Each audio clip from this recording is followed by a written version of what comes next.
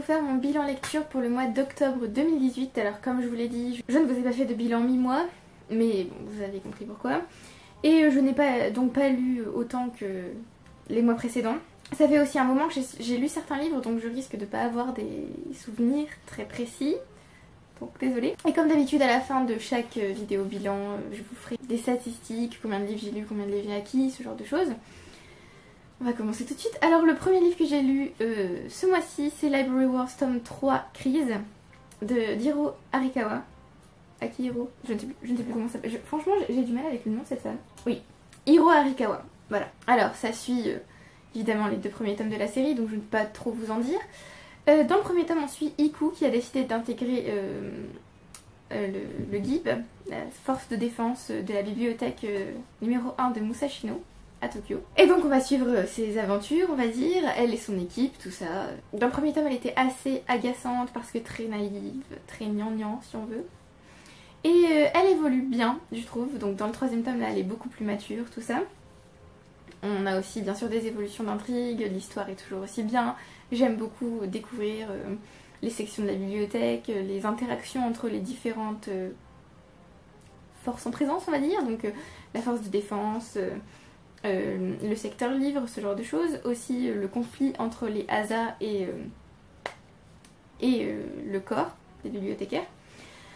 J'aime toujours autant les personnages, donc je me suis au fil du temps attachée à Iku, même si dans le premier tome elle m'a agacée, à la fin du premier tome j'étais quand même déjà attachée à elle, donc dans le deuxième tome ça s'est amplifié, et dans le troisième toujours plus bien sûr. J'aime aussi les autres personnages, mais ma préférée reste quand même Shibazaki.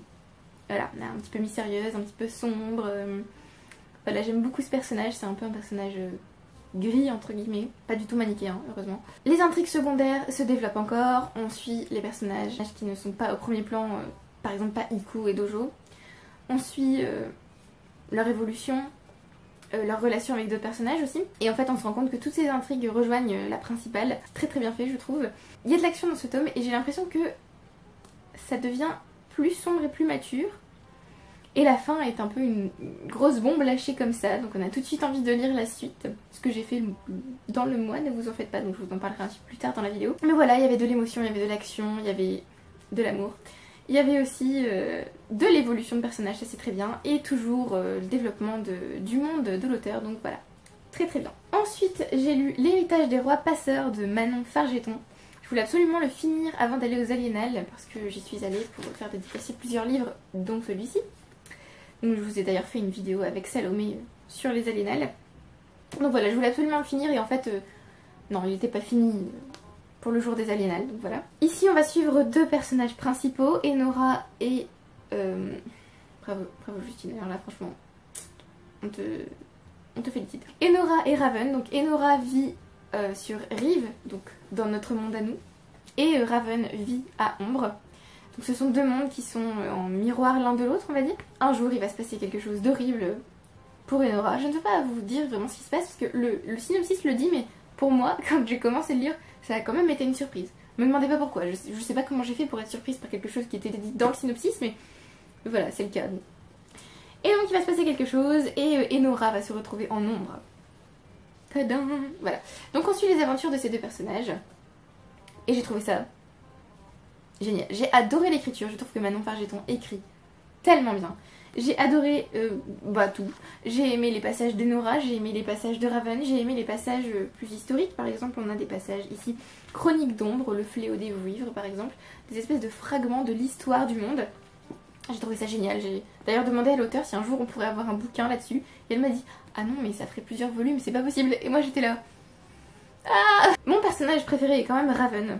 Parce que voilà, je l'ai adorée. Donc c'est elle, Raven, ici c'est Nora. Elle est très badass, c'est une princesse qui a été exilée et qui revient pour récupérer son trône. Donc voilà, elle est très stratège, elle a une politique très ingénieuse. Enfin voilà, j'ai adoré ce personnage, vraiment, je l'ai adoré. J'ai adoré le monde, j'ai adoré la magie qu'il y a dans ce livre, la façon dont est représentée la magie, l'école de magiciens que j'aurais tellement voulu entrer dans le bâtiment pour voir comment ça se passait, les cours et tout. Mais ce n'était pas le but de ce livre. J'ai aussi aimé comment le monde était développé. Même si le livre est court et que donc le monde n'est pas développé à 100% on va dire, Je sais qu'il le sera beaucoup plus dans Les Illusions de Sablowar que j'ai là-haut et que je vais lire bientôt peut-être. J'ai très envie de le lire. Donc il y a une espèce de rupture entre magicien et magicienne, donc je pense que on en saura plus dans le deuxième tome. Et c'est une société assez misogyne finalement. Ce qui est bien dommage, la misogynie n'est pas du tout mise en avant en mode oui je soutiens tout à fait ça. Non, on comprend bien que l'auteur n'est pas du tout en mode oui c'est tout à fait normal cette société, on l'aime beaucoup. Non non au contraire, c'est pour ça que les personnages féminins sont mis en avant et que je ne vais pas vous en dire plus sinon je risque de vous spoiler. Donc voilà, j'ai absolument tout adoré, l'univers, la magie, les personnages. Le seul petit bémol peut-être c'est que la fin ne m'a pas tellement surprise, je m'y attendais. Et du coup voilà, j'ai pas été aussi émue que j'aurais pu l'être puisque je me suis détachée en fait de certains personnages au cours du livre, notamment Enoa, que j'avais du mal à supporter en fin de compte. Mais oui, donc j'ai pas été tellement surprise et émue par la fin, mais c'était quand même génial et j'ai vraiment hâte de lire le tome suivant. Ensuite j'ai relu Le Cousin Ponce de Balzac en étudiant les procédés d'écriture, tout ça. Et oui, bon, c'est Balzac, hein, je suis toujours pas une immense fan de Balzac, même si je reconnais que il a un talent certain. Donc voilà, j'ai surtout relu ce livre pour l'annoter de partout, pour pouvoir faire une analyse plus poussée. Et j'ai absolument détesté pratiquement tous les personnages. Même Ponce, à un moment donné, j'en pouvais plus. Schmouk, qui est tellement naïf, je n'en pouvais plus. La Cibot, j'avais envie de rentrer dans le livre et de la tuer.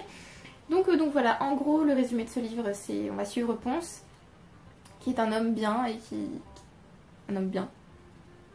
Toujours mettre des nuances avec Balzac. Et qui a une collection d'œuvres d'art. En gros, il est passionné par la collection d'œuvres d'art et par la bouffe. Il adore manger et tout ça, donc il aime... c'est un pique-assiette, on va dire, il s'invite chez les gens pour manger. Et les gens autour de lui, que ce soit le petit peuple ou l'aristocratie, vont se rendre compte que sa collection a une très grande valeur et ils vont décider de le voler. C'est-à-dire qu'ils espèrent en gros qu'il va mourir et qu'ils vont pouvoir se jeter sur sa collection et obtenir de l'argent. Voilà, donc ce livre c'est le règne de l'argent et c'était horrible, tout simplement. Ensuite j'ai lu Two Dark Reigns de Kendall Blake, le troisième tome de sa série Three Dark Crowns. Donc dans le premier tome on suit trois sœurs, des triplés, qui sont toutes les trois reines. Donc on a Mirabella, Arsinoé et Catharine. Elles ont toutes les trois des pouvoirs différents, elles ont été élevées dans des régions différentes de l'île. Et quand elles ont, il me semble que c'est 17 ans, je ne sais plus. Bref, quand elles arrivent à un certain âge, elles arrivent à l'année de l'Ascension et elles doivent s'entretuer pour déterminer qui sera la reine couronnée. Donc la seule reine de l'île. Sympathique, n'est-ce pas? Et donc dans ce troisième tome était très bien, mais je ne l'ai pas lu au meilleur moment, on va dire. Pour autant, il gardera une valeur sentimentale, c'est sûr, puisqu'il m'a permis de m'évader pendant des moments assez difficiles. J'ai particulièrement aimé en apprendre plus sur l'histoire de l'île, puisque là, je ne peux pas vous dire ce qui se passe, vu que je vais vous spoiler les deux premiers tomes, mais il se passe des choses qui permettent d'en apprendre plus sur le passé de Fennburn. Je pense que ça se dit comme ça, je ne sais pas en vrai. J'ai aimé toujours les personnages, je suis une très grande fan d'Arsinoé. Il faut le dire. D'ailleurs, apparemment, ça se dit Arsinoe en anglais. Mais je ne me vois pas l'appeler autrement qu'Arsinoe, malheureusement. Donc, Arsinoe. Il est finalement très difficile de détester certains personnages qui pourtant sont détestables. En fait, je peux vraiment pas trop vous en dire, sinon vous allez savoir qui meurt et qui meurt pas en fait. Comment faire? Sachez que le deuxième tome finit sur une bombe et que donc j'avais hâte de lire le troisième tome pour voir ce qu'ils allaient faire de cette bombe. Et en fait, ce tome-là finit aussi sur une bombe. Sauf que le quatrième tome n'est pas sorti. J'ai particulièrement aussi aimé l'intrigue autour de la brume et des reines décédées. Mais encore une fois, je ne peux pas trop vous en dire. La seule chose qui m'a un peu rebutée, on va dire, c'est que je me doutais d'un énorme plot twist, d'un énorme rebondissement. Je l'ai vu venir, mais je pense que depuis le premier tome, je me doute de ça. Donc j'étais pas déçue, mais du coup, j'ai pas été surprise, donc oui. J'avais envie de dire oui, je le savais, voilà. Et il y a un personnage aussi que j'aimais beaucoup, qui est beaucoup moins fouillé et beaucoup moins mis en avant dans ce tome, qui devient quasiment quelqu'un d'autre. Et donc, c'est pas que ça m'a gênée, mais du coup je me suis détachée d'elle et c'est un peu dommage parce que je l'aimais beaucoup. Voilà. Donc c'est quand même un très bon troisième tome et j'espère que le tome 4 va sortir bientôt. Je pense qu'il va sortir l'année prochaine. en septembre, donc j'ai encore quasiment un an à attendre, hein, ça va être génial. Mais voilà, et donc toutes les couvertures sont très belles, je trouve. Ensuite, j'ai lu Harry Potter and the Philosopher's Stone, Harry Potter à l'école des sorciers de J.K. Rowling, illustré par Jim Kay. Ce livre est juste magnifique. Il est formidable pour se remonter le moral si vous en avez besoin. C'est juste génial. Les illustrations sont top. Voilà, donc évidemment, que vous dire, c'est l'histoire d'Harry qui découvre qu'il est sorcier et qui va intégrer l'école de Poudlard. Je ne vois pas quoi vous dire de plus. C'était juste génial de relire cette histoire avec des illustrations. Et voilà, rien de mieux qu'Harry Potter, je pense. Alors, peut-être le seul bémol, c'est que j'aurais aimé plus d'illustrations et à des moments clés. Par exemple, j'aurais adoré avoir une illustration du moment où il arrive à Poudlard. Donc voir le hall, tout ça. Et en fait, non, il n'y a pas. Donc j'étais un petit peu déçue quand même, j'avoue. Bah, vous voyez, c'est là. The door swung open. Et là, il va rentrer dans le hall, welcome to Hogwarts, quoi. Et c'est l'illustration qu'on a. Donc elle est très belle, j'adore. Mais j'aurais vraiment aimé avoir une illustration du hall en énorme, tout ça, voilà. Enfin, voilà. Donc je ne vais pas vous montrer toutes les illustrations, si vous voulez ne pas les voir, si vous voulez ne pas vous spoiler, ou si vous voulez les découvrir par vous-même, si vous n'avez pas encore lu le livre. Mais sachez que cette édition est formidable, qu'elle est géniale, que je la recommande à 1000% si vous voulez, si vous ne l'avez pas encore ou si vous hésitez à vous la procurer. Elle est géniale et je compte lire bientôt le deuxième tome dans cette édition aussi. Voilà. Je vous dis rien de mieux qu'Harry Potter pour se sentir mieux. Ensuite j'ai lu Library Wars, le tome 4, Révolution de Hiro Arikawa. Donc j'avais emprunté tous les tomes, donc les 3 tomes précédents. Et en fait je ne trouvais pas celui-là à la bibliothèque et je l'ai trouvé d'occasion, donc je l'ai pris parce qu'il me fallait la fin. C'est un peu une saga où je me sentais bien dedans et j'arrivais à la lire dans le train, tout ça. Et je me suis dit qu'il fallait aussi que je finisse les séries que je commence, donc elle est terminée grâce à ce tome. Donc j'aime toujours autant les personnages, on a toujours une très bonne avancée d'intrigue et ça devient toujours plus mature, on a de vraies réflexions. Ici c'est plus sur la liberté d'auteur, puisque là la censure va s'attaquer à un auteur carrément, ou vouloir le faire arrêter parce qu'il aurait été une source d'inspiration pour un groupe terroriste. C'était très très bien. Bon, l'écriture ne s'améliore, enfin j'ai l'impression que l'écriture s'est améliorée, parce que le premier tome c'était... Quand j'ai lu le premier tome j'étais là genre wow. Je ne suis pas certaine que ce soit très bien écrit. Mais voilà, donc j'ai adoré cette série. Si vous voulez une bonne série science-fiction sur les livres, avec un peu d'action, un peu d'amour, un groupe d'amis évidemment, puisque c'est aussi très important le groupe d'amis dans cette série, honnêtement foncez, hein, c'est très bonne idée. Donc c'est une très bonne conclusion à la série. Par contre j'aurais aimé en savoir un peu plus sur ce qui se passe après, puisque en fait à la fin il se passe un truc un peu énorme. On sait qu'il va y avoir de gros bouleversements dans le monde de l'auteur, on va dire. Mais c'est tout. C'est-à-dire qu'on ne voit pas l'aboutissement. Et moi j'aurais vraiment aimé voir voilà, la fin du chemin, quoi. Les voir réussir ou pas. Et voilà, je n'ai pas eu ça. Mais c'est quand même une super série, je vous la recommande. Vraiment. Et enfin, j'ai lu Through the Woods d'Emily Carroll, qui a été traduit par Dans les bois, donc c'est un roman graphique. Voilà. Ce sont des espèces de contes, d'histoires, on va dire.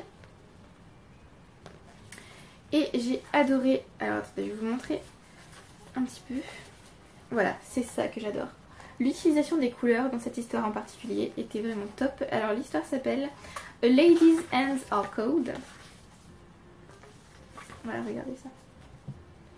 Je trouve ça... J'adore l'utilisation en fait des 3 couleurs. J'ai trouvé ça vraiment top. Ah, donc ce sont en gros des réécritures de contes un peu macabres, un peu horrifiques. Je pensais que ça allait me faire très peur. Et en fin de compte, non. J'ai beaucoup aimé les illustrations, les graphismes, la façon dont l'auteur jouait avec les couleurs. J'ai aimé certaines réécritures, certaines idées aussi, comment c'était amené. Il y a juste une histoire que j'ai pas du tout appréciée, on va dire, parce que c'était assez bizarre et plus dégoûtant qu'effrayant. Voilà, c'est la seule que j'ai moins aimée. Mais le problème c'est que c'était... Oui, j'ai pas été effrayée en fait. Et c'était peut-être un peu trop rapide à lire. Après, ça veut dire que je me plains pour rien puisque c'est un roman graphique, donc... Enfin, un roman graphique. Un livre graphique, donc évidemment, c'est plus rapide à lire. Mais je sais pas, je m'attendais à être plus dedans et en fin de compte, non. Donc voilà, les histoires étaient bien, la structure était bien, les graphismes étaient bien, mais je n'ai pas été effrayée malheureusement. Alors je vais vous faire mon petit bilan. Alors le meilleur de ce mois-ci, c'est évidemment Harry Potter à l'école des sorciers, je pense que ce n'est pas surprenant. Et j'ai aussi adoré L'héritage des rois passeurs de Manon Fargeton.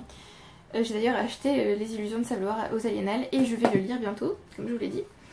Le fail, je n'en ai pas vraiment et je n'ai pas non plus vraiment de surprise ce mois-ci. Par contre la déception c'est du coup Follow the Woods, puisque je m'attendais à quand même mieux, même si franchement c'est très bien. Mais je m'attendais quand même à être effrayée en fait. Et ça n'a pas été le cas. Peut-être aussi que c'est parce que j'ai regardé The Haunting of Hill House et que du coup j'ai acquis 15 livres et j'en ai lu 7. Super ratio, hein,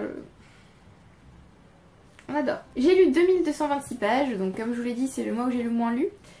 J'ai lu 6 romans et une BD, donc parmi les romans il y avait 2 romans de science-fiction, 3 fantasy fantastiques et un classique, et dans la BD c'est une BD horrifique. J'ai commencé 2 séries, donc Ombre et Harry Potter, que je vais donc recommencer puisque j'avais recommencé en écoutant l'audiobook il n'y a pas très longtemps.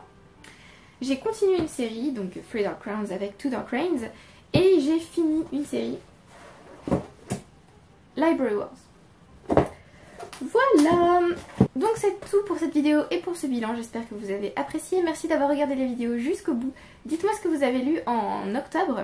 Dites-moi si vous avez eu des coups de cœur ou si au contraire vous avez lu des livres que vous avez détestés particulièrement. Si vous avez aussi des recommandations, n'hésitez pas. Dites-moi si vous avez lu ces livres et si vous avez aimé ou si vous avez envie de les lire. Je remercie comme d'habitude ceux qui aiment, qui commentent et qui s'abonnent et je vous retrouve bientôt pour une prochaine vidéo. Bye.